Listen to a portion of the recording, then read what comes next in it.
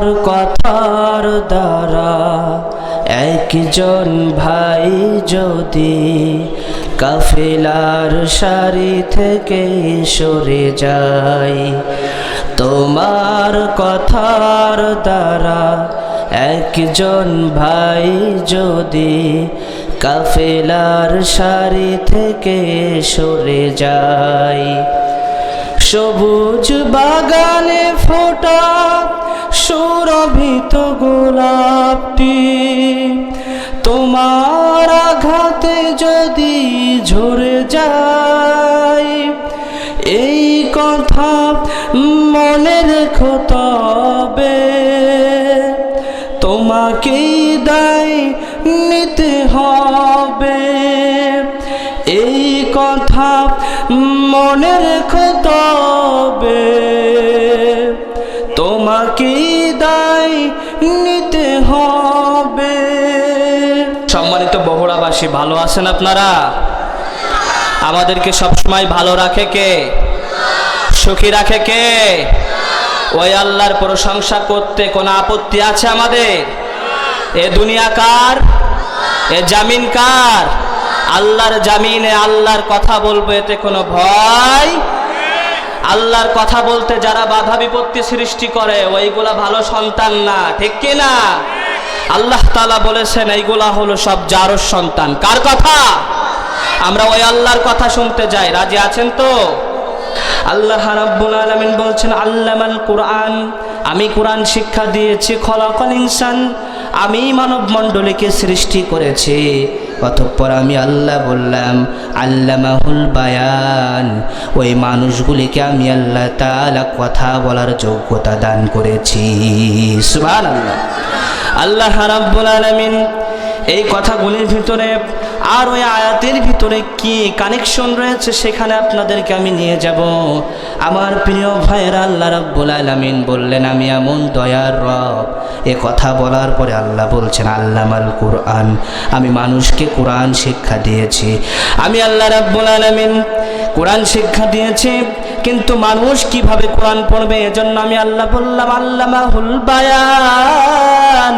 আমি আল্লাহ রাব্বুল আলামিন মানুষকে কথা বলার যোগ্যতা দিয়েছি। কেন কথা বলবে সে, আর কি কথা বলবে? কথা বলার যোগ্যতা দিয়েছি বলে সে মোড়ে রাস্তাঘাটে বাজার হাটে যখন সুযোগ পাবে মানুষকে গালি দিবে না। সে তাকে আমি কথা বলার যোগ্যতা দিয়েছি বলে সে অহেতুক কোনো কথাবার্তা বলবে না। আমি কথা বলার যোগ্যতা দিয়েছি বলে সে অর্থ ছাড়া কোনো কথা বলবে না। আমি আল্লাহ রাব্বুল আলামিন কোনো কাজ এমনিতেই করি না, বরং প্রত্যেকটা কাজের পেছনে একটা করে কারণ রেখে দিই। আর ওই কারণের সব ব্যাখ্যা আমি আল্লাহ রাব্বুল আলামিন আমার সমীহ বাণীতে বলে দিয়েছি। আমি আল্লাহ এবার বললাম শোনো, ইকরা বিসমি রাব্বিকাল্লাযী খলাক, খলাকাল ইনসানা মিন আলাক, ইকরা ওয়া রাব্বুকাল আকরাম। আল্লাহ রাব্বুল আলামিন বলছেন বান্দা হে শোনো, আমি তোমাকে না কথা বলার যোগ্যতা দিয়েছি, এবার আমি তোমাকে বললাম ইকরা বিসমি রাব্বিকাল্লাযী খলাক, তুমি পড়ো তোমার প্রভুর নামে। কথা বুঝে থাকলে বলুন তো আল্লাহ কার নামে পড়ার কথা বলেছেন? আরো জোরে কোন? আল্লাহ রাব্বুল আলামিন বললেন কথা বলার যোগ্যতা দেওয়ার পরে আমি তোমাকে বললাম ইকরা বিসমি রাব্বিকাল্লাযী খলাক, তুমি পড়ো তোমার প্রভুর নামে, যেই প্রভু তোমাকে সৃষ্টি করেছেন। সুবহানাল্লাহ। কোন? আমাদেরকে সৃষ্টি করেছেন কে? আল্লাহ তাআলা। তাহলে পড়তে বললেনও সেই আল্লাহ। যদি যে আল্লাহ সৃষ্টি করেছেন সেই আল্লাহর সমীহ বাণীগুলি যদি পড়তে পারি তাহলে তার সম্পর্কে আমরা জানতে পারবো। এজন্য আল্লাহ প্রথমে আয়াত নাজিল করেছেন। বুঝতে পেরেছেন কথা?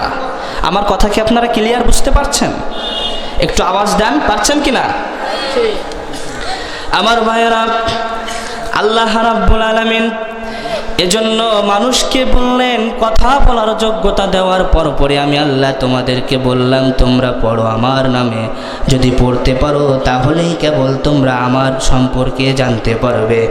আল্লাহ রাব্বুল আলামিন এ কোরআন শুধু পড়লেই যে সওয়াব হবে এজন্যই কেবল আল্লাহ তাআলা কোরআনকে নাজিল করেন নাই। কোরআন পড়লেই যে সওয়াব হবে এজন্যই কেবল কোরআন নাজিল করেন নাই, বরং পড়ার পরপরই কোরআনের যত হুকুম আহকাম রয়েছে ওইগুলো সমাজে বাস্তবায়ন করতে হবে। কে বলেছেন? আল্লাহ বললেন। আল্লাহ বললেন শুধু সওয়াবের জন্য নয়, কিন্তু আমাদের সমাজে খেয়াল করলে দেখা যায় কোরআনকে আমরা খতমের শরীফ বানিয়েছি, খতম দেওয়ার জন্য এই কিতাবকে গ্রহণ করেছি, নামাজের ভিতরেই কেবল কোরআনকে গ্রহণ করেছি, তাফসির ওয়াজ মাহফিলগুলাতেই কেবল কোরআনকে গ্রহণ করেছি, মাদ্রাসায় মক্তবে ছেলে মেয়েদেরকে পড়ানোর জন্যই কেবল গ্রহণ করেছি।